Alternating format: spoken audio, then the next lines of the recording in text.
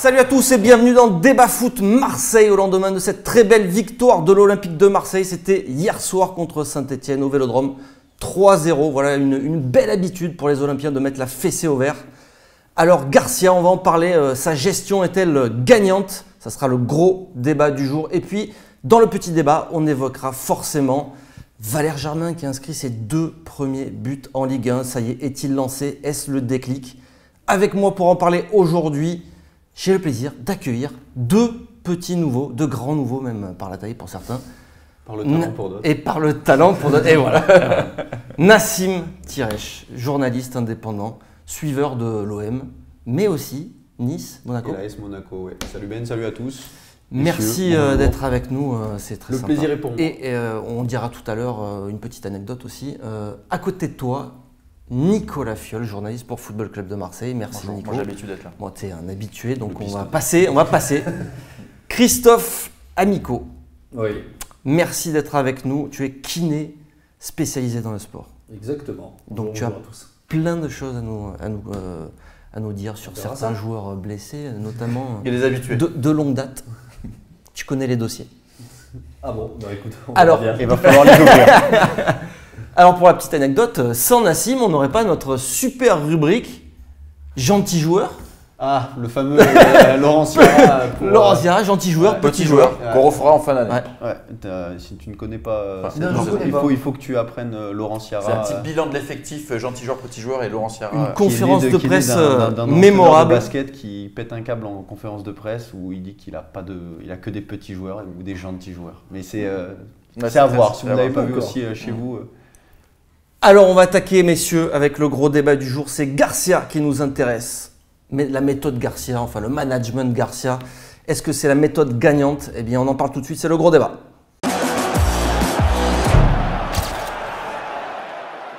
Alors messieurs, avant d'attaquer ce gros débat, une breaking news vient de tomber. Eh oui, c'est l'info du jour. Le Paris Saint-Germain tombera contre une petite équipe, le Real. Voilà, Champagne. Ça valait le coup de terminer. Élimination assurée. Dès les huitièmes de Merci, finale. dès les huitièmes de finale. Bon, Merci d'avoir recruté pour 400 millions d'euros. On ne sait pas qui a tiré la boule, mais il faut le remercier. Ah ouais. Bon ben, Par contre, s'il passe. la coupe qui est juste là, On aura la compte. C'est le jeu. C'est le jeu du pronom. tu peux montrer la coupe s'il te plaît, Nicolas? Elle est là, hein. Bon, ben, Nasser, hein, si tu la veux. ça risque d'être compliqué encore cette fois-ci. Bon allez, on passe au gros débat du jour. C'est Garcia qui nous intéresse. Méthode gagnante ou pas? Il a fait tourner l'effectif. Un petit mot quand même, Christophe, sur le match d'hier. On a vu une belle prestation de l'OM quand même. Ah non, une très belle prestation. Après, méthode gagnante ou pas, le problème c'est que, c'est mon avis, hein, mais je pense qu'à l'OM, on n'a pas l'effectif pour faire un gros turnover. Le problème, donc, par rapport au championnat, battre 3-0 Saint-Etienne, ça c'est super, il n'y a pas de souci. Mais moi, ce qui m'embête plus, c'est la 2e place, justement avec le turnover, qu'on s'est pris en Europa League. Parce que là, en 16e, il y a juste des petites équipes que sont l'Atlético Madrid, Arsenal, l'AC Milan, qu'on peut se prendre d'entrée de jeu. J'aurais préféré peut-être qu'ils fassent tourner un peu moins et terminer premier à ce moment-là de cette phase de poule. Et à la limite, même si on gagne, si les joueurs sont un peu fatigués, même si on gagne 15-0 contre Saint-Etienne, ça me va très bien aussi quoi, derrière. Hein. Ouais. Nassim, juste pour revenir sur le match d'hier, ça faisait longtemps qu'on ne voyait pas un visage comme ça de Marseille quand même. Alors, non, hier c'était bien, il y a eu des buts. Il aurait pu y en avoir beaucoup plus. C'est ce qu'on se disait à la mi-temps. On est rentré à 1-0. On disait, bon, bah, si on avait 3 ou 4, on n'aurait pas crié au scandale. Donc, ouais, c'était bien. Et surtout, bah, voilà, Valère Germain a marqué. On va en reparler tout à l'heure. Mais en tous les cas, offensivement, il y a eu des occasions, il y a eu des buts, il y a eu tout ce qu'il fallait. Défensivement, j'ai pas le souvenir que Steve Mandanda ait eu grand-chose à faire, à part une frappe de Diony en fin de match. Donc non, franchement, hier, tout est au vert, tous les voyants sont au vert. Ouais, gros jeu de mots. Mais non, ouais, le match d'hier, il était plutôt plaisant, même si Saint-Etienne, en ce moment, ça va pas fort. Ah, c'est la cata, hein, Saint-Etienne. Ouais, mais bon, on a déjà connu l'OM spécialiste pour relancer les équipes flinguées. Donc voilà, là, on joue contre une équipe flinguée et on la flingue encore. Oui, ils leur ont mis la tête sous l'eau direct. Ouais, bah, alors, Nico, la gestion Garcia, pourquoi? C'est parce que depuis le début, quand même, il fait tourner. C'est ce que tu as évoqué en Coupe d'Europe. 3 jours avant, donc on se tape quand même une purge. faut le dire. Ah ouais, et puis 3 jours avant, tu t'en as tapé une autre à Montpellier. Hein, faut pas oui, oublier non plus. voilà. Mais au final, qu'est-ce qui se passe? On voit que Marseille est qualifié, mine de rien, même si on finit deuxième du groupe. Et surtout, Marseille est deuxième du championnat. Donc, de toute façon, au niveau des chiffres, parfait tu peux rien dire au niveau des chiffres. Ils sont seconds ex-aequo avec Monaco et Lyon. Ils restent sur une belle victoire face à Saint-Etienne. Ils ont fait un gros match face à Paris. Ligue Europa, ils sont qualifiés, même si c'est par la petite porte. T'as 11 matchs sans défaite aussi. Depuis la défaite face à Rennes, en championnat, t'as pas perdu. Donc Garcia, il a les chiffres pour lui. Après, on peut toujours critiquer le jeu, mais même là, avec un match comme Saint-Etienne, tu te dis, il y a une progression aussi. Quand Payet, il retrouve un peu son niveau de jeu, qu'il met une équipe plus technique sur le terrain, tu te dis, oui, il y a quand même quelque chose qui se met en place. Donc oui, il y a une progression, les résultats sont là. Donc au niveau des chiffres, Garcia, il est difficilement critiquable. Après, c'est vrai que les purges en Europa League, il ne pourra pas se le permettre à partir des 16e. tu n'as pas apprécié, toi, ces magnifiques matchs d'Europa League Ah si, je me suis regardé. Tu vois ma tête ou pas? Non, mais en même temps, voilà. Il a fait le taf dans le sens où on n'imaginait peut-être pas l'OM aujourd'hui. Ok, il donne la priorité au championnat, ce qui est tout à fait normal compte tenu de l'effectif. Mais voilà, comme il disait, c'est que le problème, là, à partir des 16e, ça n'a plus du tout la même compétition. Quoi. Là, ça va être obligé, selon le tirage, d'être équipe type en permanence. Alors, est-ce que ça va jouer du coup d'avoir l'équipe type en Europa League? Est-ce que justement, ça va faire l'effet inverse sur le championnat où elle va être obligée de faire un peu plus tourner et à ce moment-là, poser des petits problèmes justement parce qu'on est toujours… Bon, on a globalement les 4 qui vont terminer dans les 4 premiers championnats. Hein, donc ça va être, bon, Paris, on n'en parle même pas. Ça va jouer donc entre Monaco, Lyon, Marseille. Et après, derrière, c'est quand même déjà à peu près décroché. Mais le problème, c'est que si on va accrocher la deuxième, j'y crois pas trop. Personnellement, j'y crois pas vraiment. Là, au moins la troisième place, il va falloir pas trop laisser de points en route. Quoi. Et le problème, c'est que là, selon le tirage d'Europa League, comme j'ai dit tout à l'heure, c'est que je ne suis pas sûr qu'on ait l'effectif pour pouvoir jouer ces deux tableaux à fond. Du tout. Moi, j'ai le sentiment qu'on critique un petit peu. Enfin, ok, on a vu des purges en Europa League. On a fini deuxième du groupe, mais tu regardes Lyon, ils ont fait des bêtes de match en Europa League, ils avaient un groupe ultra abordable. Au final, ils ont fini deuxième. C'était moins abordable le groupe. À Bergame, ça fait peur à qui? Mais l'année dernière, Bergame, ils avaient fait une belle saison, même s'ils ont fait dépouiller. Bergame, je vous demande de me citer le 11 de Bergame. Non, voilà, donc on est d'accord que Bergame, ça vend du rêve à personne. Guimarães, quoi. Oui, non, mais je suis d'accord. Mais Lyon n'a pas fait mieux et personne ne critique Lyon. Mais Everton, ils ont pris des tôles partout. Oui, mais ils ont été nuls cette année. Mais je veux dire, sur le papier, c'était quand même différent. Je pense qu'on surcote largement Everton. Je peux pas dire que Bergame, c'est plus…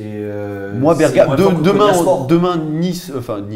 Marseille tombe contre l'Atalanta Bergame. Marseille tombe contre Bergame. Je vais pas aller au stade en me disant putain, on va se faire dérouler quoi. Je préfère prendre Bergame qu'Arsenal que. Bien sûr. Enfin, mais voilà, je pense que tu vois, entre Arsenal et Konyaspor, il y a Bergame. Quoi. Oui, mais ils auraient dû faire mieux en Europa League, mais ils ont fait le strict minimum et pour l'instant ça suffit. Après on verra le tirage et puis on verra si on peut le regretter ou pas. Mais pour l'instant, si demain on prend un club flingué en 16e, il n'en reste plus beaucoup des clubs flingués là. Mais il doit bien en avoir quelques-uns. Garcia doit continuer à faire tourner dans cette compétition encore. Non, pas continuer à faire tourner. Après, ça va dépendre des matchs, ça va dépendre du match qui arrive ensuite. Enfin, il n'y a pas de règle à avoir. C'est sûr que si tu tombes contre Arsenal et que derrière tu joues 3, bon ben ouais, tu feras pas tourner. Mais non, ça va dépendre. Pour l'instant, ça fonctionne. Le but du jeu, c'est de faire reposer un peu tout le monde et de garder tout le monde concerné. Et on l'a vu hier, un mec comme Bounassar, voilà, il a fait son match. Et je pense que le fait d'avoir joué, ça le garde aussi concerné. Quoi. Donc ouais, quand tu joues contre des équipes moyennes, entre guillemets, si tu peux te permettre de faire tourner, il faut le faire. Après, il y a de tourner et faire tourner, parce qu'en Europa League, moi je pense que le défaut, il a trop fait tourner. Si tu changes 2-3 joueurs, tu as des joueurs qui sont compétents à certains postes, et il y en a d'autres, tu te retrouves à un moment donné, ils faisaient jouer Sanson à gauche, Lopez à droite, je me souviens d'un match d'Europa League comme ça, là c'est pas possible. Donc si tu changes 2-3 joueurs avec des bons postes, tu peux le faire, l'effectif tu peux. Par contre, sans changer 7 joueurs, ça je pense c'est pas possible. Faire jouer des joueurs tous les 3 jours, c'est vraiment un scandale. C'est pas possible pour avoir une équipe compétitive tous les 3 jours. Non, scandaleux non. Parce qu'on entend souvent tous les joueurs, Garcia dire il y a la fatigue, machin. Ça, bien sûr. C'est juste alors ça, c'est normal. Un parapluie ou c'est que, en Angleterre, ils jouent même là. Ils n'ont pas de trêve hivernale. Oui, mais garder le même 11 en ayant. Non, garder le même 11, c'est pas possible. Ça, c'est physique. Alors maintenant, L'avantage, c'est qu'on a des appareils, des méthodes également qui permettent de récupérer quand même beaucoup plus vite. Je pense par exemple à des trucs comme la cryothérapie corps entier, etc. Enfin, des trucs qui vont permettre vraiment de faciliter la récupération. Mais au bout d'un moment, après, il y a les limites du corps humain. Le corps humain peut encaisser un rythme de 3 jours, mais sur une courte durée. Sur une longue durée, le joueur, parce qu'il a trop envie de jouer, va dire c'est bon, il n'y a pas de souci, je peux jouer, je ne suis pas fatigué, etc., etc. Sauf que les jambes, au bout d'un moment, vont commencer à être lourdes, et de là, après, le problème, c'est que ça peut mener à la blessure. Il y a plein de joueurs qui sont blessés, qui sont faits, je pense à des entorses, à des claquages musculaires et tout, parce que le corps est fatigué. Il est fatigué. Donc c'est pour ça que si on en revient au turnover, moi je suis plus dans cette optique-là de dire ok, il n'y a pas de souci, faire le point à la limite des joueurs qui ont enchaîné déjà plus de 3 matchs, dire ok, allez, on en change 3-4 sur ce match-là, il n'y a pas de souci. Mais en changer 6-7, non, non, pas du tout. Pas du tout. Parce qu'on n'a pas l'effectif pour. Ils vont avec une équipe comme Paris, il n'y a pas de souci, ils ont 2 équipes A, il n'y a aucun problème. Mais que ce soit nous ou même je pense maintenant Monaco qui est quand même largement inférieur à celui de l'année dernière, je ne pense pas que ces 2 équipes-là aient les ressources et les joueurs pour pouvoir tenir ce rythme de 3 jours sur une très longue période. Je pense que Monaco, ils les ont peut-être sur le papier, mais qu'ils ne sont pas encore lancés parce que les recrues n'ont pas pris encore. L'année dernière, il l'avait vraiment. Parce que si tu regardes le turnover qu'a fait Jardim la saison dernière, il est juste incroyable. Je crois qu'il a dû jouer 2 matchs avec l'équipe dite type, avec le 11 que tout le monde pensait. Parce que tu prends Mbappé les 6 premiers mois, on ne le voit pas. Non, il débarque. Enfin voilà, l'an dernier, Jardim, c'était un modèle de gestion de l'effectif parce qu'il a réussi à faire jouer tout le monde. Le joueur qui a eu le plus de temps de jeu, c'était Valère Germain. Et personne aujourd'hui pouvait penser que c'est lui qui a joué le plus de matchs à Mais il y a des jeunes Monaco. joueurs qui ont éclos la saison dernière. Non, c'est une mécanique compliquée à faire, le turnover, pour donner du temps de jeu à tout le monde, pour éviter que tout le monde se blesse. Et que ça reste à un bon niveau aussi. Voilà, c'est ça qui est difficile. c'est pas. Ce que tu dis aussi de concerner tout le monde, Nico, c'était important ça.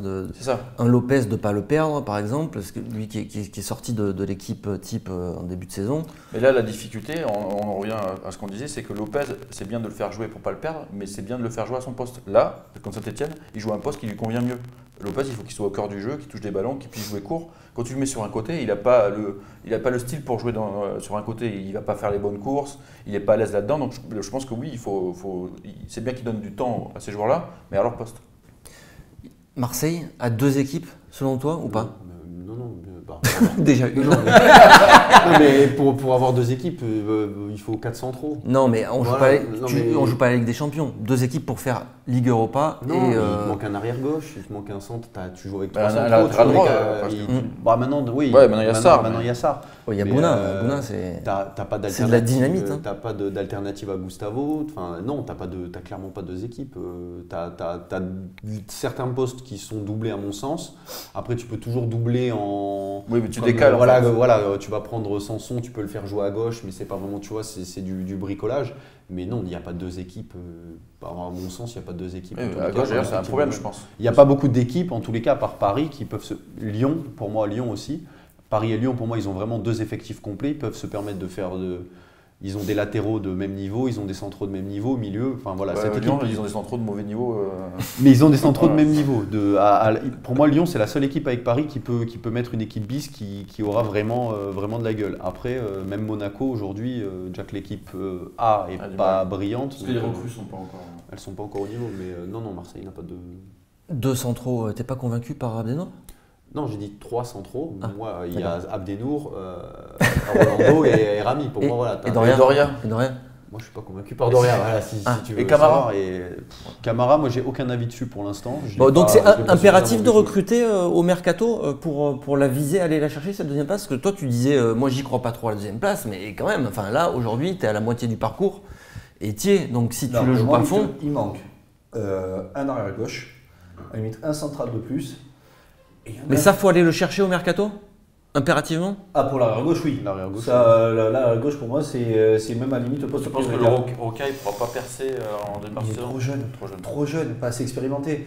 Pourquoi oui, le faire comme ce qu'on fait d'habitude, c'est le faire intervenir sur des bouts de match et tout, il n'y a pas de souci, ou même sur un match, on va dire, dit entre guillemets facile, où il n'y a pas trop d'enjeux, à la limite, ok. Mais il ne va pas faire un Roca sur un match d'Europa League. Peut-être que le plus important, ça serait peut-être de le prêter pendant 6 mois. Ou le prêter, oui, bien sûr. Ça, il n'y a pas de souci. Mais à la limite, pour moi, les 3 postes où ils doivent s'intéresser, c'est un central, un arrière gauche et un 9. vrai 9. Ouais, moi, je Ah, crois- mais t'en as déjà 3. moi, je Un crois- 6, il je faut pas crois un j'avoue. 6 si jamais Gustavo se plaît. On est censé avoir tu fais comment? Certic, mais bon, il est un petit peu abonné à l'infirmerie. Mais oui, il faut une alternative à Gustavo. Après, tu trouveras jamais un mec qui remplacera Luis Gustavo parce Non. que tu vois encore le match qu'il fait hier. Oui, Mais au-dessus. la doublette. J'aimerais bien avoir Lopez. Bah non, c'est trop léger. Attends, Anguissa, quand il n'y a pas Gustavo, Il est perdu, c'est ouais. pas t'as le joué même 3 match. matchs sans Gustavo, t'as pas une victoire. T'as 2 défaites, un nul. Bah non, mais il a l'importance de Gustavo. Je le répète hier, le match Il qu'il fait. équilibre toute l'équipe. Il compense, Et donc, il fait des courses, il compense à droite, à gauche, au milieu. Je le voyais à un moment, il courait derrière le ballon, il Mhm. suivait la balle et il compensait pour tout le monde. C'est un phénomène. Mais j'ai l'impression qu'on s'en rend pas spécialement compte parce qu'il fait un travail de long. Mais Gustavo, c'est Il est un monstrueux. phénomène. Et pour moi, ouais, c'est le dernier qu'on a eu comme ça, c'était Lassana Diarra. Les 6 premiers mois de Lassana Diarra, voilà, c'était le même genre un mec qui est partout sur le terrain et qui nettoie tout.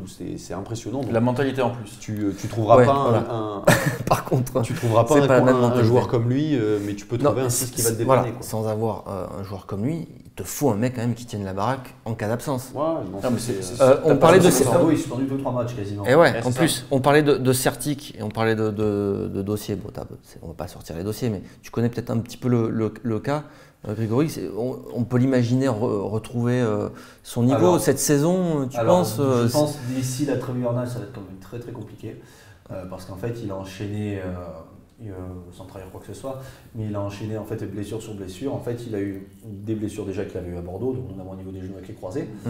Le problème, c'est qu'il s'est reblessé, si je dis pas de bêtises, je crois que c'est à la fin de la semaine dernière, vers le mois d'avril, et un truc comme ça. Et le problème, c'est qu'il traîne son problème à ce genou depuis le mois d'avril. Ce qui peut expliquer justement également ses performances, parce que quand on regarde la période de janvier à avril, il n'y a aucun problème. Même tout le monde disait, il n'y a pas de souci, ce sera une super alternative pour compenser ou en 6 ou en milieu ou en défenseur central et tout. On disait super, c'est un excellent relanceur, Certic. Et le truc derrière, c'est qu'il y a eu cette blessure, il n'arrive pas à s'en débarrasser. À chaque fois qu'il recommence ou à courir ou à faire les entraînements ou en match, ça rechute, ça refait mal, ça s'inflamme, etc., etc. Donc voilà, donc là, repasser sur la table il y a pas très longtemps. Donc maintenant, à voir si ça va tenir. J'espère pour lui que ça va tenir parce qu'honnêtement, je pense que pour le boulot en 6 et en tant que défenseur central, il peut tenir la baraque, il peut être une alternative. Dans un rôle de doubleur, je veux dire. Voilà, en rôle de doubleur, je ne vois pas du tout en titulaire, mais je le vois bien moi dans un rôle de doubleur d'un 6, ou même quand justement offrir une alternative en défenseur central par sa qualité de relance à un Rolando Rami qui on va dire un peu plus dur sur l'homme et que lui pour relancer des ballons vraiment très propres. Donc ça à voir, mais je doute que avant la trêve hivernale ce soit possible. Honnêtement, je pense pas. Il y a aussi des rumeurs d'un intérêt d'un club de MLS pour le prendre, mais là, vu qu'il est blessé, ça va pas se faire cet hiver. Là-dessus, S'il n'est pas apte physiquement, je sais ils vont pas le trop. recruter de toute façon. Ça après, ça c'est pas des petits papiers du club. Hein. Non, c'est sûr. Mais Je parle physiquement aussi, mais mais voilà, aussi. non, oui, non, ça bien sûr. Mais je pense qu'il en a conscience et je pense que s'il se soigne bien, s'il récupère bien et qu'il arrive en fait à supprimer ce pépin qui lui empoisonne la vie. C'est compliqué parce que ça peut ne pas se. Puis ça bloque, ça bloque un poste aussi. Hein. Ça traîne. Et le problème, ce que je disais, c'est que la blessure va se calmer, genre de truc où il peut enchaîner les sprints, ça va se réinflammer. Donc voilà, donc voilà, ça peut traîner sur la longueur, traîner. Pour ça qu'à la limite, qu'il fasse une bonne prépa durant le temps qui reste pour à la limite faire une bonne deuxième moitié de saison, qu'on le retrouve à son niveau, parce que je pense vraiment que ça peut être un élément qui peut aider Garcia dans sa rotation. Et justement dans ce fameux turnover, je pense que justement si pour des matchs, je dis une bêtise, on se prend l'Atlético, Arsenal ou le Milan en 16e en Europa League, qu'il soit obligé de mettre l'équipe type et que le match suivant, je n'ai pas vu le calendrier, mais que ce soit on va dire une petite équipe, à ce moment-là, oui, pourquoi pas le mettre dans ce type-là pour faire souffler les autres. Mais ça peut être, moi je pense, une alternative. Une bonne alternative. Après, c'est comme tout, c'est les blessures. Ça va être un calvaire. On rappelle d'Abu Dhabi, ça n'est jamais remis. Bon, il n'en est pas à ce stade-là, heureusement, mais c'est pas du tout les mêmes paramètres qui sont pris en compte. Mais, il est pas bien. Mais voilà, là, il va falloir encore un peu de temps. Alors Nassim, est-ce que tu vois une évolution toi dans le jeu de l'Olympique de Marseille depuis le début de la saison? Il n'y a pas énormément de continuité, ça va dépendre des matchs. Parce que si on regarde le dernier match en Ligue Europa et le match d'hier, c'est le jour et la nuit. Le match d'hier, pour moi, c'était un match complet. Il y avait tout ce qu'on attend, tout ce qu'on peut attendre d'une équipe. Il y a eu du mouvement, il y a eu des belles phases de jeu, il y a eu de beaux buts, des vrais buts d'attaquants. Les buts de Valère Germain, c'est des buts, c'est pas des buts de raccro, c'est des vrais buts d'attaquants. Donc j'attends de voir sur la continuité parce que ça dépend systématiquement des matchs. Il y a des matchs où on kiffe et il y a des matchs où… Parce qu'on avait déjà vu ça par exemple face à Caen et puis après derrière on rebelote, ça joue plus. C'est ce qu'on reproche en fait aussi à Rudy Garcia, c'est souvent de se faire chier quoi, quand on regarde les matchs. Alors il y a les résultats tout le temps quasiment, parce que c'est vrai, Marseille en ce moment, depuis le début de la saison, ça enchaîne, mis à part ces deux couacs du début de saison, ça enchaîne les victoires. Le jeu, c'est pas tout le temps au rendez-vous. Toi, tu vois une évolution? Je vois quand même un certain progrès parce qu'il n'y a pas qu'un match. Je disais Toulouse, ils avaient gagné 3-0. Caen, ils s'étaient baladés. Ils ont fait un gros match d'engagement face à Paris. Face à Nice, ils avaient retourné le match. Même s'ils auraient pu tourner des deux côtés face à Nice. C'est délicat parce que moi, j'étais au stade et c'est surtout, enfin, à mon sens, c'est surtout Nice qui s'est arrêté de jouer à 2-0. Parce qu'à 2-0, je ne voyais pas comment Marseille allait tirer. Marseille aurait pu aussi ne pas aller chercher. Quoi. Ils sont allés le chercher. Ils sont partis chercher, mais ils ont été bien aidés par l'apathie de Nice. Parce que Nice a arrêté de jouer à 2-0 en disant c'est bon, 30 minutes. T'es pas loin du 3-0. Ouais, non, mais je te dis, c'est que Nice, ils ont donné le match sur celui-là. Après, bien sûr qu'il y a eu énormément de bons matchs. Moi, j'ai beaucoup aimé le match contre Paris. C'est le premier qui me revient à l'esprit parce que c'était vraiment un vrai bon match dans l'engagement. Et le match contre Saint-Étienne, c'était pas mal. Enfin, c'était même très bien hier. Moi, j'ai beaucoup aimé le match hier. Je pense qu'il y a une constance vraiment dans l'engagement, dans l'état d'esprit. Après, dans le jeu, je pense que ça dépend aussi de certains matchs. Et ce qui fait un peu bizarre, mental. Mental, ou c'est même, je pense qu'il y a certains matchs, comme on disait, en Ligue Europa où Garcia il est moins exigeant en termes de jeu. Et que là, il jouait uniquement le résultat. Justement, si je te dis que Garcia, c'est un peu un Didier Deschamps bis, tu étais d'accord avec ça? Toi, c'est pas très beau à avoir joué, mais ça sait être efficace. Ça sait gérer certains matchs aussi. Oui. Ouais, dans l'absolu, on peut dire ça. C'est vrai qu'il n'y a pas une patte Garcia qui se dégage. Il n'y a pas de vrai style de jeu, un style vraiment comme on aurait pu l'avoir à l'époque avec Bielsa qui était très offensif. C'est de l'inconstance en permanence. Alors, est-ce que ça vient du système en lui-même ou des joueurs qui sont mis dans ce système-là?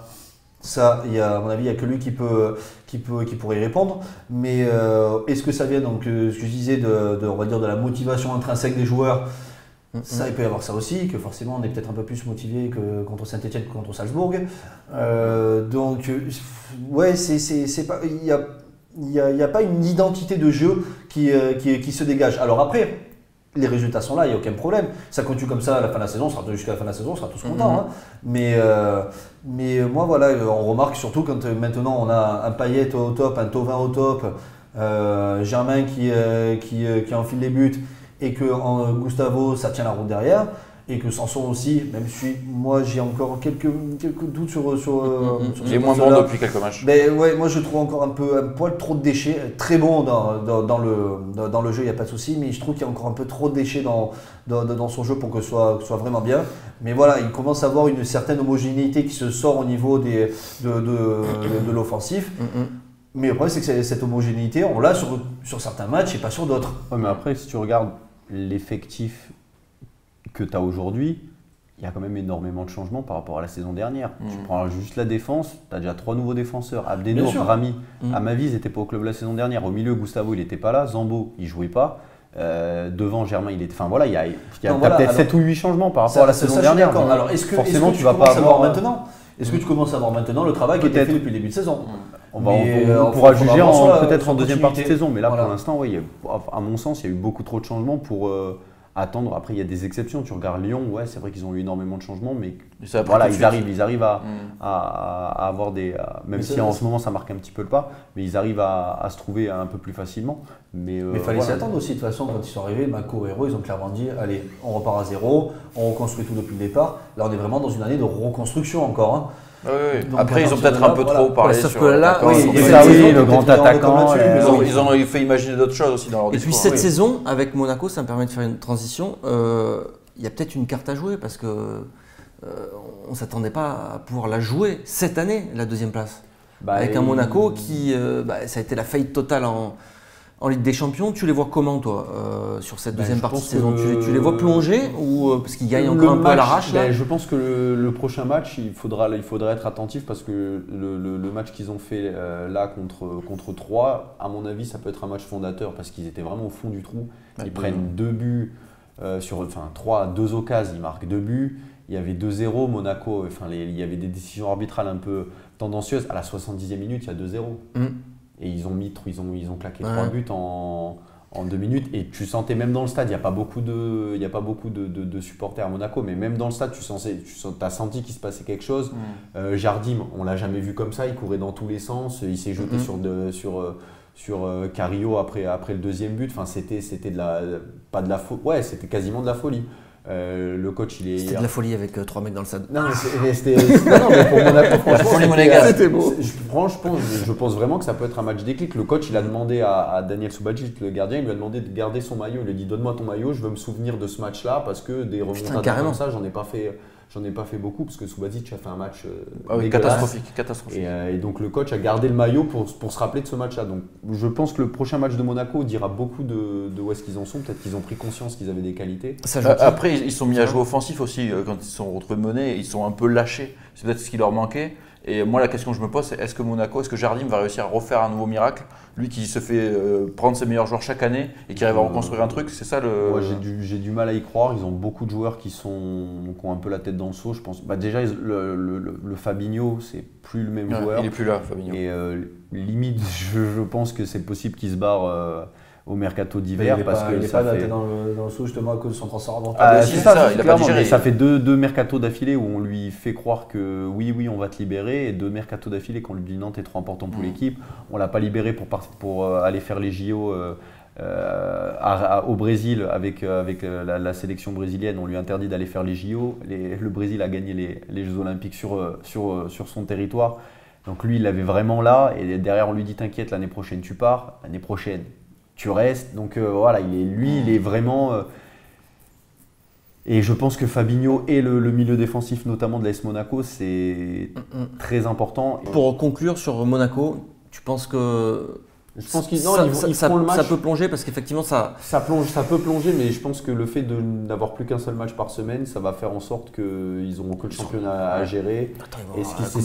C'est ce qui peut leur permettre de rester au contact. C'est que voilà, par rapport à Lyon qui aura la Ligue Europa à jouer, Marseille qui aura la Ligue Europa à jouer, eux ils auront que le championnat, donc ça peut leur permettre de rester au niveau. Et le prochain match sera important pour savoir…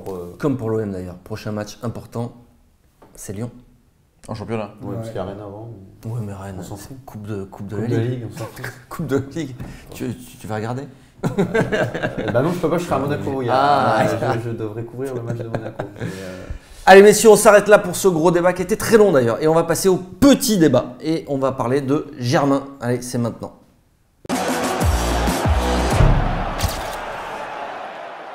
Alors messieurs, on parle de Germain. Pourquoi ? Parce que Germain a marqué en Ligue 1, ça y est. C'est ce que disait Rudy Garcia hier, que ça y est, on ne peut plus lui reprocher que ses attaquants ne marquent pas. Maintenant, on peut juste lui reprocher que Mitroglou ne marque pas, parce que Germain, c'est fini. Ouais. Alors, sans trahir un secret, quand on s'est vu en début de saison, tu m'as dit quoi? Tu m'as dit Valère Germain, mais je te le vends, c'est 20 buts, mec. C'est 20 buts, Valère Germain. Pour moi, c'est une énorme surprise de ne pas le voir marquer, parce que ce mec-là, il tue le foot. Il respire le foot, c'est un bête d'attaquant, c'est un mec qui cadre systématiquement ses frappes. Enfin voilà, moi j'en ai bouffé à Nice, j'en ai bouffé à Monaco, et c'est un vrai très bon attaquant du championnat. Mais parce qu'il n'a pas l'attaquant avec lui. Non, même Monaco. Oui, il a toujours eu juste un joueur qui s'appelait Falcao à côté de lui. Mais moi, ce qu'il faut noter avec Germain, c'est que ok, il avait des bons attaquants avec lui, mais tu regardes Germain, quand tu l'associes avec quelqu'un, le mec avec qui tu l'associes, il finira par marquer. Tu le mettais avec Ben Arfa à Nice, Ben Arfa claquait des buts. Tu le mettais avec Plea marquait des buts. Tu le mettais avec Falcao marquait des buts. Tu le mettais avec Mbappé marquait des buts. Ce mec-là, c'est un poison pour les défenseurs. Même Adil Rami l'a dit hier, il a dit quand on est à l'entraînement, j'aime pas jouer contre lui parce que il fait des appels tout le temps. C'est un excellent finisseur, il a une excellente qualité de frappe. Mais moi, je persiste à penser que il aurait, je pense qu'il claquerait ses 20 buts en ayant quelqu'un à côté, un rôle de pivot. Bon, attends, en même temps, les gars, on va pas s'enflammer parce que Germain, il a jamais eu 20 buts dans sa carrière. Hein. Non, il a fait une saison à 15 buts à Nice, plus 2 qui ont été retirés parce qu'il y avait le match contre Nantes où il y a eu le déluge à Nice et le match était annulé, il avait mis un doublé. Donc il a fait une saison quasiment à 17 buts à Nice. Ouais. Je pense que c'est en ce moment-là qu'on se regrette Gomis. Moi, Parce que Gomis, Germain devant, je pense que ça aurait plus de gueule que Mitroglou, Germain. Alors, Non, mais après, moi je pense que c'est pas qu'une question aussi de jouer à deux. Je pense que c'est surtout d'avoir un bloc haut et qui joue au football. Là, c'est ce qu'il y a eu face à Etienne. C'est ça qui est intéressant. Quoi. On sait très bien que de toute façon, Valère Germain, c'est pas un mec qui va taper des sprints de 30-35 mètres pour aller marquer tout seul. Pas du tout. Il a besoin de joueurs à côté. Lui, c'est vraiment plus un renard des surfaces. Ouais, puis il faut que le jeu tourne. Une fois qu'il y a le ballon dans la surface, il y a une chance sur deux pour soit cadré. Non, je suis pas d'accord. C'est pas un renard des surfaces. Tu vois les appels. La prochaine fois parce que tu qu'on vois le au Vélodrome, on le voit beaucoup bouger quand même. fais une caméra Bien isolée sûr. sur lui, tu vas péter un câble, le nombre d'appels qu'il fait dans le vent. Et moi, c'est ça qui m'impressionne. Il doit faire 50-70 appels par match. Mais il les faisait ces appels à Nice ou à Monaco. Toujours, il a toujours fait. C'est un mec qui fait des appels, c'est un cancer pour un défenseur. Il court tout le temps, il arrête jamais. Il va te faire un appel, il va lever la tête parce qu'il a pas eu la balle, il va se replacer, il va renvoyer. Voilà, même si je peux vous donner la prochaine fois que vous allez au Vélodrome, faites une caméra isolée sur Valère Germain, vous allez voir comme il rend fou les défenseurs. Ce mec-là, c'est un joueur qui exploite au maximum ses capacités. Peut-être qu'il n'ira pas plus haut que ça, qu'il ira jamais. Alors, comment t'expliques ce début de saison? Parce que lui, ce qu'il fait, c'est qu'il commence super fort. En Ligue Europa, il plante d'entrée. Contre personne. Peut-être, mais premier match hat-trick. Moi, je l'explique par le fait que l'équipe, elle tournait pas plus d'un que coup, ça. ça plonge. C'est pas un joueur qui rate des occasions. S'il marque pas, c'est qu'il avait pas d'occasion. Mais Même dans les matchs pourris. Après, on l'a vu rater des occasions. franchement, il en rate. Franchement, on l'a vu rater des occasions et on l'a vu aussi ne pas cadrer, ce qui est rare pour lui. Ce qui est rare, pour moi, Valère Germain. Donc c'était peut-être aussi après dans la tronche ou. Mais vous avez vu beaucoup de frappes non cadrées de Germain? Dernièrement, oui. Non, mais pas beaucoup. Non, mais tu en as vu beaucoup. Non, il n'y en a pas beaucoup. Non, mais par contre, ce qu'il faut reconnaître. Au moins 2. Non, mais... Je m'en rappelle très bien. Même s'il avait 2, dont une sur corner là, non cadrée, je pense qu'il a vraiment perdu confiance à un moment donné parce qu'il jouait moins, c'est ce qu'il a dit. Il enchaînait plus assez à son goût et il avait perdu la confiance. Même s'il cadrait, il frappait plus assez fort. Et plus assez précis. Il faisait des passes au gardien et il avait perdu confiance. Et moi, je ne reconnaissais pas Germain, le Germain qu'on avait vu à Monaco et à Nice. Il s'était perdu. Et j'espère que ce match-là, ça va être un déclic. Et que ça va relancer la machine parce que c'était un peu une ombre parce qu'il touchait plus de ballons. Il faisait des appels, mais c'était dans le vent. Il était plus assez servi. Tu as vu le nombre famélique de ballons qu'il touchait à un moment donné. Non, je suis d'accord. C'est aussi le collectif. Germain, il fait des appels, mais quand ça tourne et ça joue au football, il dévie, il redescend, il remet, il repart. Et c'est aussi ça. Il faut que le collectif, ça tourne. Le match qu'il fait hier, pour moi, c'est pas un super match incroyable pour Germain. Tu vois, c'est pas comme quand NG met un doublé. Moi, NG, c'est pas ma tasse de thé. Mais voilà, quand NG il marque un doublé, tu sens que c'est une frappe contrée qui lobe le gardien. Tu vois, il y a des circonstances atténuantes sur ses buts. Germain, hier, il te plante 2 pions, c'est 2 appels. Voilà, il passe derrière dans le dos de son défenseur, il pique sa tête. Le deuxième, il passe devant, il se jette, il met le crampon. C'est des buts, c'est pas des. Le gardien repousse, il est là, il la pousse au fond, quoi. Donc, et le match. Ça met trop glou quand tu dis ça. Peut-être. Mais le match qu'on l'a vu faire hier, pour moi, c'est pas un match incroyable. C'est le déclic du coup, puisque c'est le thème de ce petit débat. Ça doit en tous les cas parce que pareil. Moi, pour moi, les buts qu'il met, c'est des buts d'attaquant. Et est-ce que ça enterre notre grand attaquant Mitroglou? Le fameux grand attaquant. Ouais. Recruté dans les dernières minutes, qui avait le regard un peu vide sur le banc de touche. Il va être dans le fameux turnover dont on parle depuis le début, mais après, est-ce que ça l'enterre?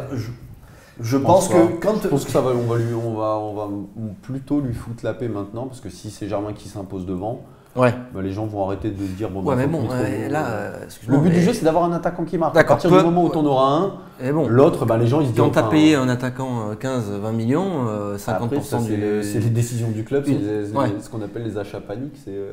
Mais après, est-ce que ça va l'enterrer définitivement? Non, je pense pas. Mitroglou, là aussi, on est avec un joueur qui arrive blessé. Ouais. Et si je regarde mes petites fiches, 58 jours d'indisponibilité quand il arrive. Blessé aux ischio, une déchirure aux ischio.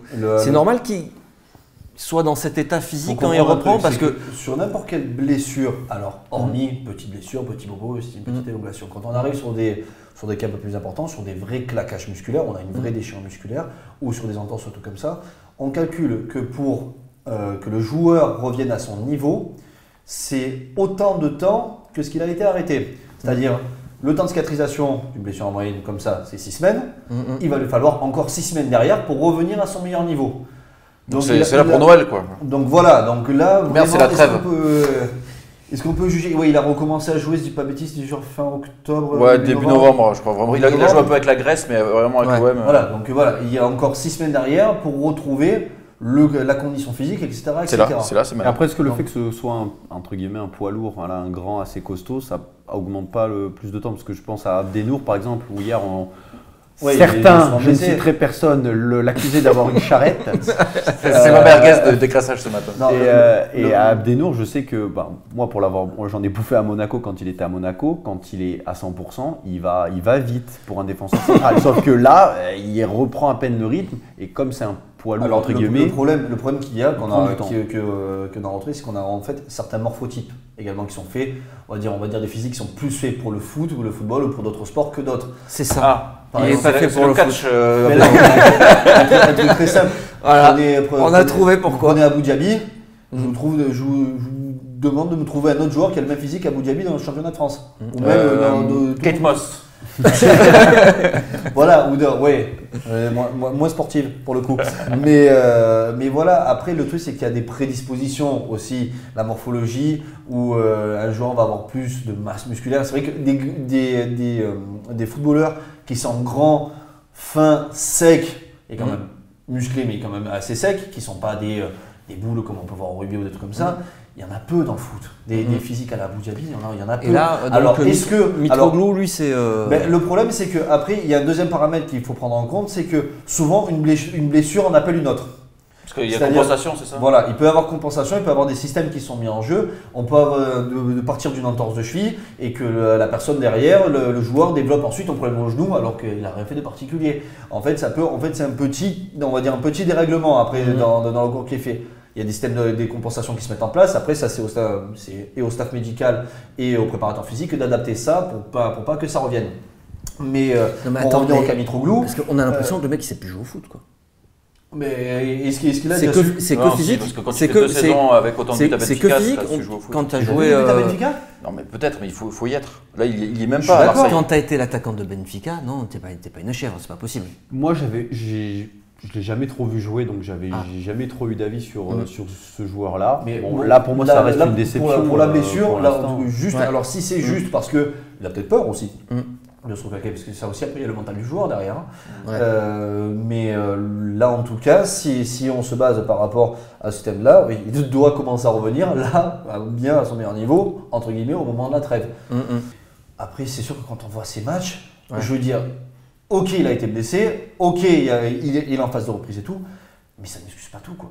Non, mais il est perdu, Ça il juge a pas l'air tout. perdu, Non, il se cache. Il y a sur le terrain. il y a un problème de confiance parce que quand tu es à 5 mètres des buts et que tu frappes au-dessus, c'est pas parce que tu as été arrêté pendant Non. 6 mois, c'est parce que dans ta tête ça va pas. Ouais, ça va Ça pas. peut expliquer, Moi, ça je- peut expliquer une partie, mais ça explique pas tout. Ça, c'est sûr et certain. Voilà, moi pour l'instant je suis pas spécialement convaincu. Bah, personne Et, l'est, hein, pour l'instant. Bon, c'est peut-être une erreur de casting, j'en sais pas. Elle a coûté cher l'heure de casting. Hein. Elle a 15 millions l'heure de casting. Pour 50%. Allez, Après, merci messieurs. Eh ouais, cette émission touche à sa Voilà, fin. c'est Ça y est. fini. Eh ouais, c'est fini. Tu reviendras? C'était bien? C'était pas sympa. mal. Ouais. C'était pas mal, ouais, je vais peut-être revenir. Ouais. Il faut que tu reviennes pour gentil joueur, petit joueur. ouais, mais ouais, il faudrait qu'on. Mais attends, on a rajouté Faudrait quand qu'on même invite bon Laurent joueur Serra. et top joueur pour Ouais, mais moi, pas je préfère être petit que joueur et méchant, gentil quoi. joueur. Moi, je fais que Après, petit on nous joueur, reproche gentil d'être trop méchant, tu sais. Ça te fait rire en plus? Oui.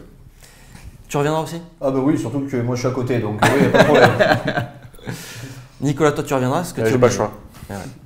Et moi aussi je reviendrai pour un prochain débat foot Marseille. Ce sera quand? Ce sera jeudi ou vendredi? Jeudi. Je connais pas le C'est programme. mercredi le match. Ah oui, l'OM joue mercredi, donc émission jeudi 17h30. À très bientôt. Merci, ciao ciao.